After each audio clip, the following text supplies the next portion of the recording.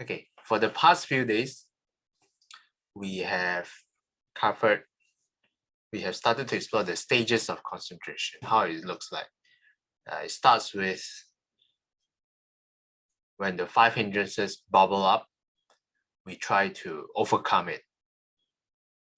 And then on the side of the object, certain changes are taking place as well.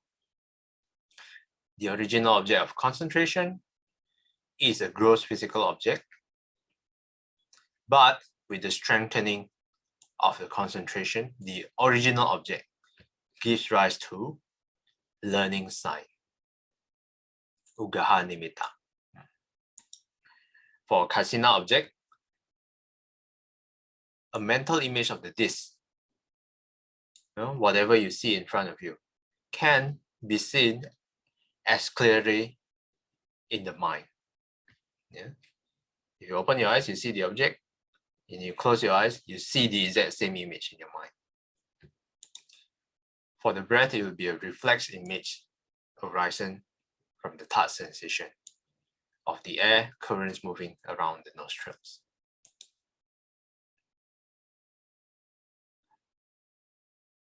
When the learning sign appears, the meditator leaves off the preliminary sign and fixes his attention on the new object. In due time, still, another object will emerge out of the learning sign. This object, called the counterpart sign, patibhaga nimitta, is a purified mental image many times brighter and clearer than the learning sign. The learning sign is compared to the moon seen behind a cloud. The counterpart sign to the moon freed from the cloud. Simultaneously with the appearance of the counterpart sign, the 5 absorption factors suppress the 5 hindrances, and the mind enters the states of concentration called upachara samadhi, assessed concentration. Here, in assessed concentration, the mind is drawing close to absorption. It has entered the neighborhood, a possible meaning of upachara, of absorption, but more work is still needed for it to become fully immersed in the object, the defining mark of absorption. Even after reading so far, after overcoming one by one, we have not yet entered a full absorption. We are still just around the neighborhood. And upachara, in Indonesia, in Bahasa, there's a similar word. It's exactly the same word, but the way we use it is a different meaning. We use upachara when we go to school and we have to, form a line and then sing the national anthem and then raise the flag. We call those upachara. Not sure if you have something like that in Singapore. Yeah. We call it the assembly. The assembly, oh yes. Yeah. So I think in my school last time, it was a weekly thing on Monday. And I was always late for that. And I get punished by the, I don't know what you call that, disciplinary, yeah.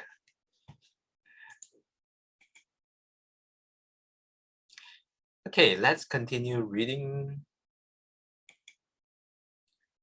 Sister Saikyang, would you like to read? Sure, thank you. With further practice, the factors of concentration gain in strength and bring the mind to absorption, apana samadhi. Like assessed concentration, absorption takes the counterpart sign as object. The 2 stages of concentration are differentiated neither by the absence of the hindrances nor by the counterpart sign as object. These are common to both. What differentiates them is the strength of the jhana factors. In assessed concentration, the jhana factors are present, but they lack strength and steadiness. Thus, the mind in this stage is compared to a child who has just learned to walk. He takes a few steps, falls down, gets up, walks some more, and again falls down. But the mind in absorption is like a man who wants to walk, who just gets up and walks straight ahead without hesitation. Thanks again. I like the simile given. In the previous one is comparing the counterpart sign from the learning sign is using the moon seen behind the cloud. Yeah? The moon seen behind the cloud is the learning sign, the one we read in the previous paragraph.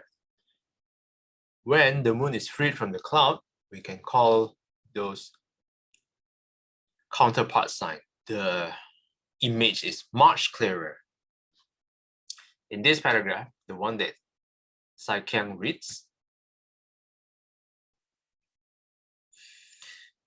Bhikkhu Bodhi used this simile. In assessed concentration, it's like a child who has just learned to walk. Takes a few steps, falls down. Gets up, walks some more, falls down. The man in absorption is like a man who wants to walk. Like all of us, we just gets up, walks straight ahead without hesitation. This is how we can imagine assessed concentration. Assessed concentration is different from absorption or jhana. Yeah? The thing that I like about this is that even though it's so rigorous, but the step-by-step is clearly distinguished, and we can also make sense of it. It does seem logical to me. Yeah? It's not like there is some leap of faith. Oh, from just do your sitting, and then after 5 minutes, then you will enter absorption. Yeah. It doesn't work exactly like that. But the steps by step is mentioned very clearly, the distinguishing stages. Which means we can, if we really follow the steps exactly as the text says, then we can also replicate the results. Yeah. Yeah, at least that's what I think, even though I haven't produced anything yet. Okay, now we are at the absorption. Let's continue reading. Second, would you like to nominate?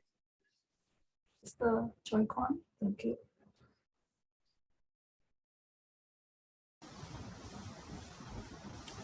Concentration in the stage of absorption is divided into 8 levels, each marked by greater depth, purity, and subtlety than its predecessor.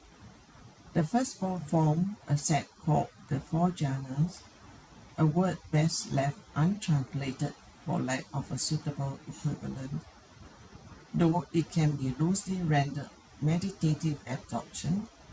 The second 4 also form a set. The 4 immaterial stages are rupa. The 8 have to be attained in progressive order. The achievement of any later level being dependent on the mastery of the immediately preceding level. Thanks, Jacob. Even after you enter the absorption, there's still 8 levels to go. Okay, let's take a look at the footnotes. Some common renderings, such as trance, musing, are altogether misleading and should be discarded. Yeah, just a quick notes. Okay, let's take a look what is trance. Let's take a look. Not this, not the trance music. This is the electronic music.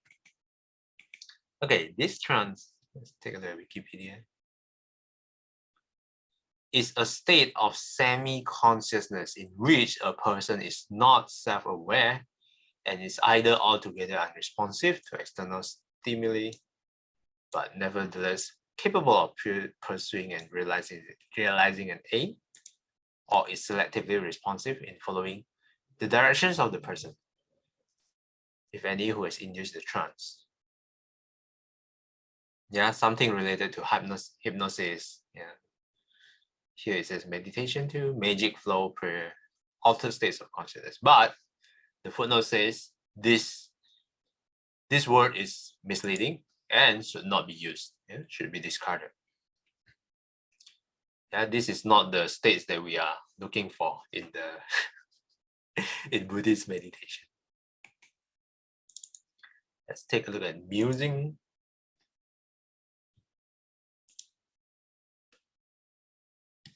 A period of reflection or thought, characterized by reflection or deep thought. Let's take a look at, yeah, so this one is also not the intended meaning for jhana, yeah, for the word jhana. So we can discard these two altogether.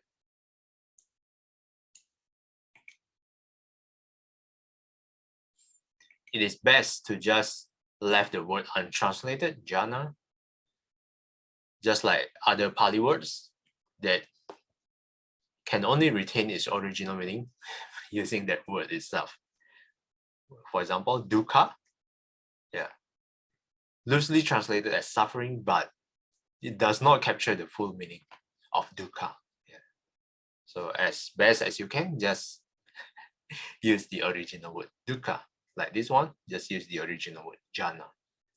Here can be loosely rendered as meditative absorption.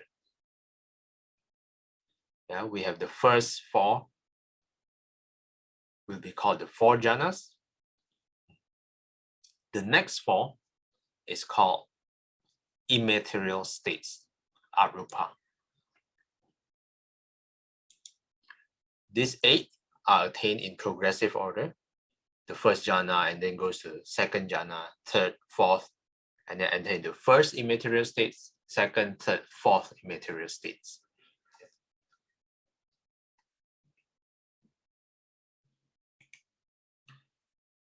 We have some time left. I think we can continue reading a little bit more. Sister Chaikan, would you like to nominate? Sister Billy, please. Okay.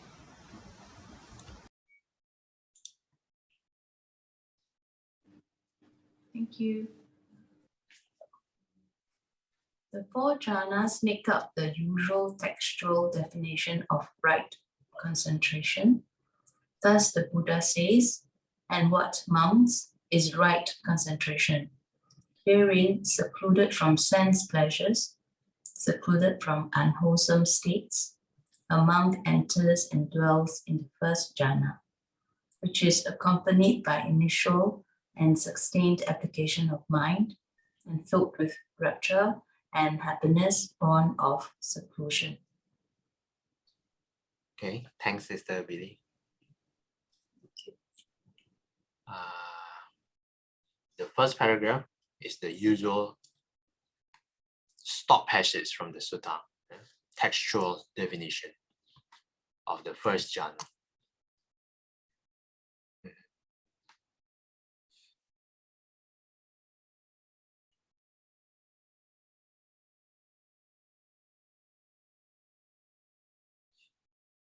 Yeah, when I read this, a monk entered and dwells in the first jhana, which is accompanied by initial and sustained application of mind. If you recall the 5 jhana factors,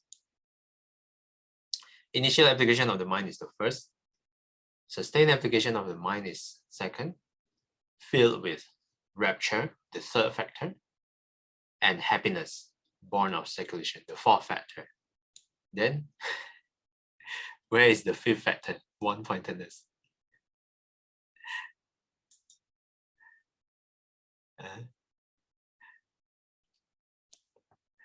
I think I heard the answer before, but I can't recall for now. Do you guys have any idea?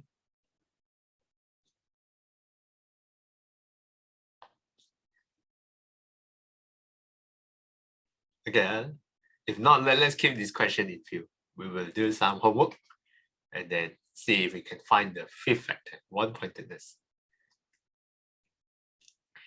Meanwhile, let's continue reading.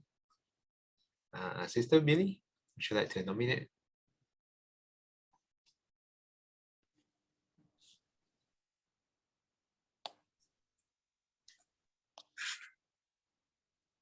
Oops. Sister Shome, please. Thank you.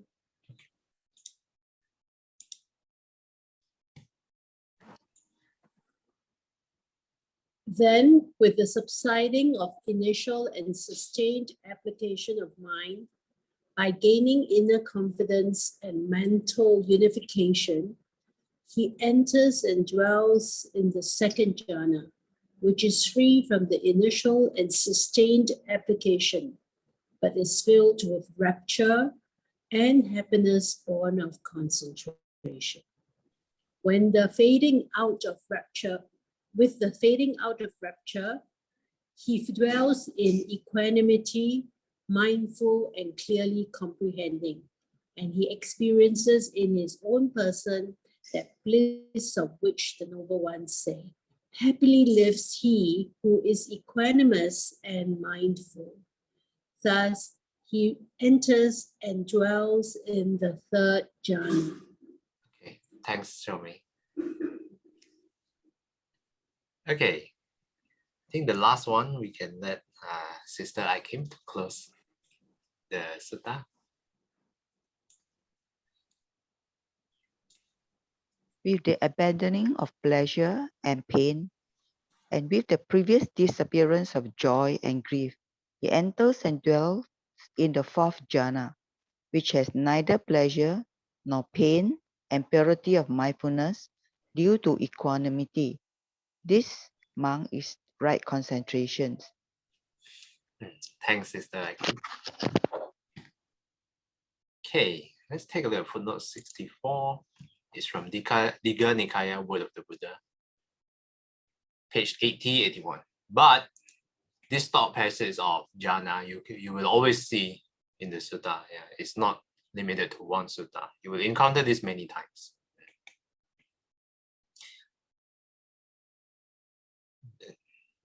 The second jhana, free from the first two factors, initial and sustained application, but is filled with rapture and happiness. Born, initially the first one is born of seclusion, the second one is born of concentration. With the fading out of rapture, he dwells in equanimity, mindful and clearly comprehending. And he experiences in his own person that bliss of which the noble ones say, happily lives he who is equanimous and mindful. This is the third jhana. The last one, with the abandoning of pleasure and pain, and with the disappearance of joy and grief, he enters and dwells in the fourth jhana, which has neither pleasure nor pain, purity of mindfulness due to equanimity. This is the fourth jhana. This, monks, is right concentration.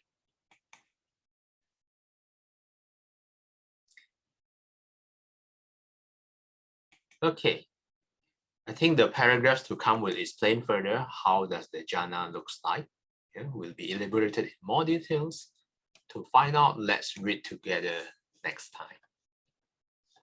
Okay, any questions from any of you? Or comments? Anything to add on?